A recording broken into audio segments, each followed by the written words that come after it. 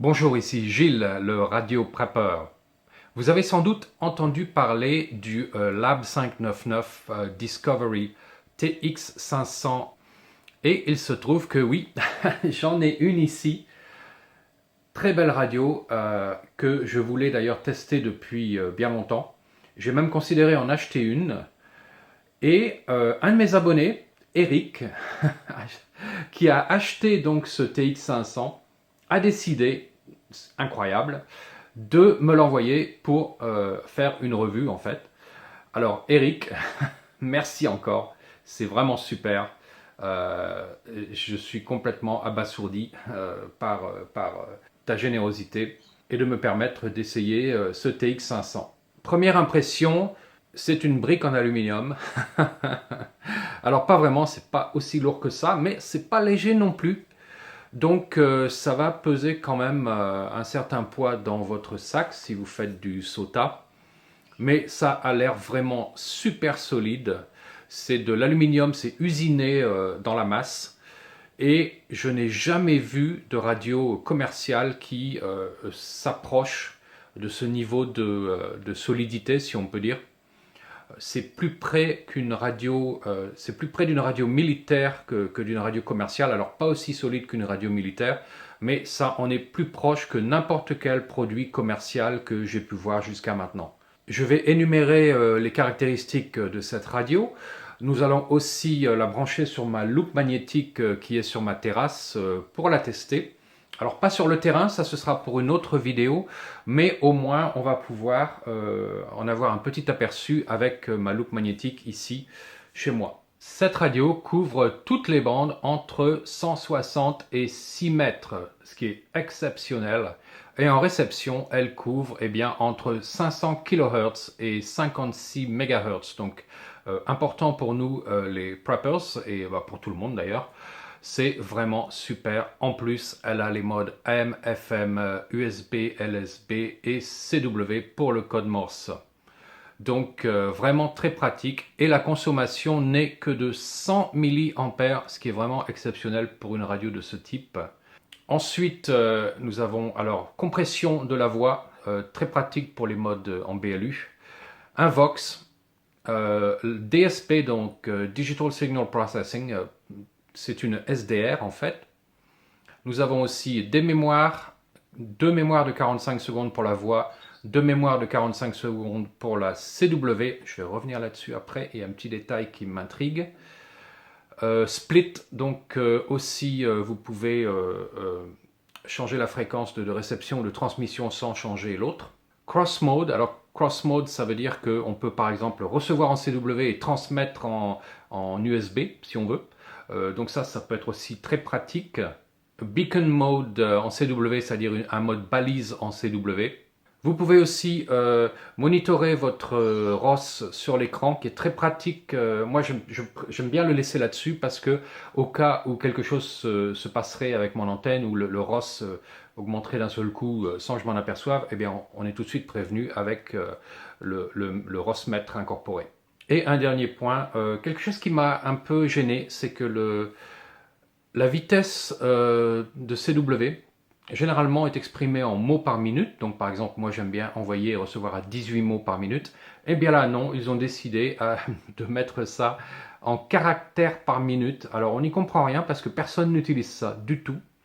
Malheureusement, la plupart des fabricants aujourd'hui considèrent le mode CW comme étant un truc qu'on rajoute comme ça qui n'est pas important, mais ils ont tort de ce côté-là parce qu'il y a encore énormément de gens et de plus en plus, je pense d'ailleurs, de personnes qui utilisent le code Morse, la CW, et le fait de ne pas considérer ce mode comme étant un mode principal, c'est une grosse erreur.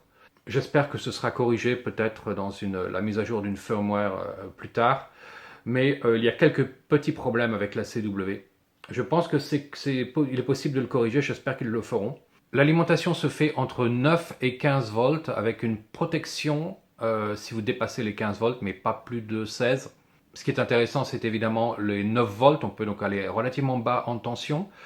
La puissance de sortie est de 10 watts, ce qui est amplement suffisant pour de la BLU, CW, etc. Il y a une protection contre la surchauffe, qui est très très bien aussi, et protection contre un ROS qui serait trop important, donc qui dépasserait 3 pour 1. À ce moment-là, la puissance est automatiquement diminuée pour sauver les transistors de sortie de la radio. Réduction de bruit, noise blanker, donc qu'est-ce que ça veut, je sais pas comment on dit en français. Des filtres notch automatiques aussi, qui est super. Alors je ne suis pas un grand fan des grands écrans. L'écran est assez large, mais il n'y a absolument pas d'espace entre l'écran et la boîte en fait. Donc ça paraît très solide. Donc finalement, pas si mal que ça. Les boutons, eux, sont vraiment de grande qualité. On peut le voir tout de suite au toucher, c'est caoutchouté, ça clique bien, c'est vraiment du solide, ça se sent. C'est pas comme un Xigu par exemple. Bon, j'aime beaucoup mon Xigu G1M, mais la qualité des boutons, c'est pas du tout la même chose. Sur le Lab TX500, c'est vraiment de la haute qualité. Le bouton de fréquence tourne vraiment bien, c'est positif, il y a une certaine résistance, il n'y a pas de jeu du tout. Le seul truc négatif ici que j'ai remarqué, c'est sur ces deux boutons-ci, donc pour le volume et le hérité, excité, eh bien, les boutons, on peut les enlever juste comme ça. Voilà, c'est caoutchouté, ça s'enlève comme à rien. Il suffirait d'un petit frottement dessus pour que ça part. Donc facile à perdre. Faites attention si vous en achetez un. Appuyez sur vos boutons de temps en temps pour les mettre bien en place parce que ça s'enlève hyper facilement. Donc voilà, seul côté négatif, le reste c'est du super costaud, avec les connecteurs aussi, alors qu'ils ne sont pas des connecteurs militaires, mais qui s'en approchent un petit peu. C'est pas étanche, cette radio n'est pas une radio étanche, mais elle est protégée contre la poussière, et si elle reçoit de l'eau, vous ne pouvez pas la plonger dans un seau d'eau, hein. Je serais tenté, mais c'est pas la mienne. Mais bon, je pense que vous pourriez passer quelques secondes sous la douche sans que ça pose un gros problème. Par contre, Lab 599, les connecteurs. Voici un câble audio avec un bouton PTT. C'est vraiment de la rigolade. C'est super fin. Ça ressemble un peu aux câbles d'écouteurs qui finissent toujours par casser. Le câble pour la clé, le manipulateur Morse, encore une fois, on dirait qu'ils ont essayé de trouver le câble le plus fin possible. Non mais vous rigolez ou quoi? Et c'est dommage parce que cette radio est vraiment super solide à première vue, et voilà, on a des connecteurs comme ça, quoi. Non.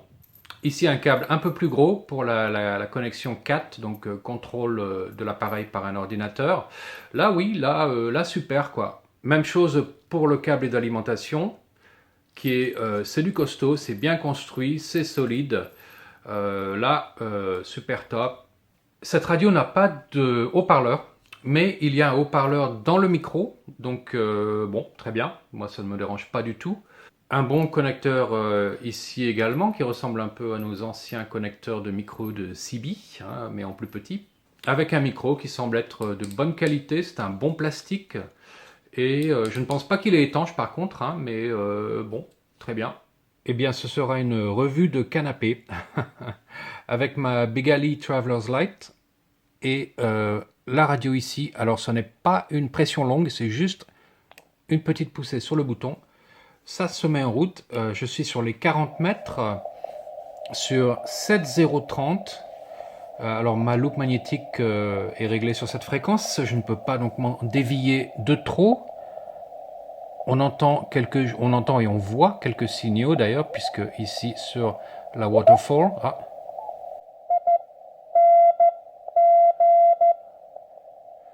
très bonne réception, le DSP marche très bien.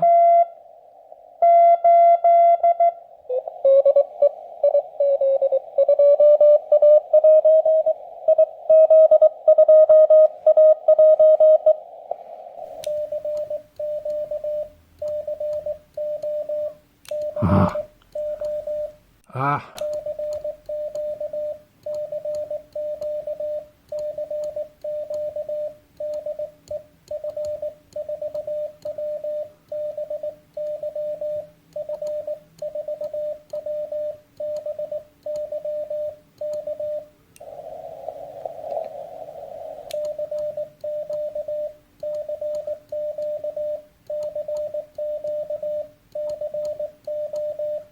Ah.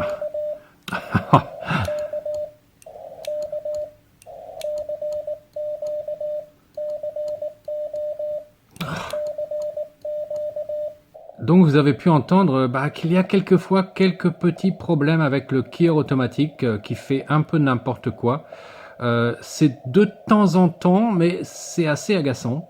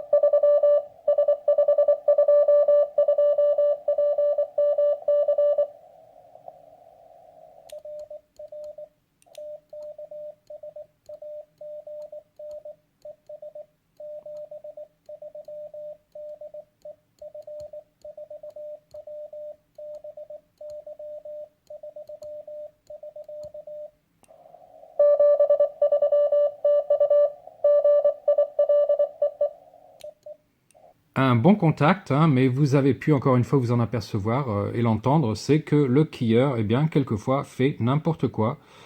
Et pour une radio de ce prix-là, eh bien, ça n'est pas acceptable et ça doit être réparé au plus vite. Bon, je pense qu'ils vont le faire parce que franchement, c'est vraiment agaçant.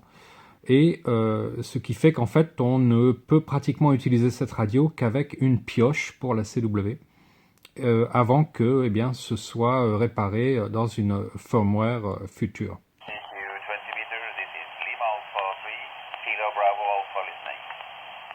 Foxtrot 4, Whiskey, Bravo, Yankee. Foxtrot 4, Whiskey, Bravo, Yankee. This is Lima Alpha 3 Kilo, Bravo, Alpha returning. Thank you for the call. Your signal 5 and 3 to 5 and 5. My name is Rune, right? Romeo Uniform November Echo. Rune is my name. And my QTH is south part of Norway, southeast part. QTH is Porsgrunn. Papa Oscar Romeo Sierra. Golf Romeo Uniform November. November Porsgrunn is the QTH. So back to you, Foxtrot 4, Whiskey Bravo Yankee. This is Lima Alpha 3 Kilo Bravo Alpha. Thank you very much. This is Foxtrot 4, Whiskey Bravo Yankee. Your signal is 4-4 here, 4-4 in the south of France. The town is Antibes, Alpha November Tango, India Bravo Echo Sierra. And my name is Gilles, Golf India Lima, Golf India Lima. Here using a magnetic loop with the QRP radio, 10 watts, TX500 QSL. That's QSL, thank you so much, Gilles. Foxtrot 4, Whiskey Bravo Yankee, this is Lima Alpha 3 Kilo Bravo Alpha returning. Thank you so much. You are 5 and 3 to 5 and 7, so a very good signal actually. So everything works nice from Antibes, no problem. And The WX here in South Norway, it is 10 centimeters with white snow on the ground. It's snowing a little bit for the moment, and temperature is around minus 2, 3 to 5 degrees centigrade. That is the WX. And my antenna is a 13-element log periodic, 15 meter above the ground, actually 16 meters to be exact. So that is the working conditions at this end, and the antenna I'm feeding it with a 400 ohm LED light, and see that it is working very good. Back to you, Fox 4, Whiskey Bravo Yankee, Lima Alpha, 3 Kilo Bravo Alpha. Excellent. That's a very good antenna here. Very good antenna. Well, here there is some QSB, so your signal is coming in and out. I think the propagation is not very good. I'm testing this new radio here, making a video. So trying with the magnetic loop antenna, it seems to be working just fine, and so I thank you very much for your time, and I wish you a Merry Christmas, and I can tell you it's much warmer here down near the Mediterranean, so no snow here, no snow for us, and I'm not complaining. Thanks again, Foxtrot for Whiskey, Bravo, Yankee, back to you.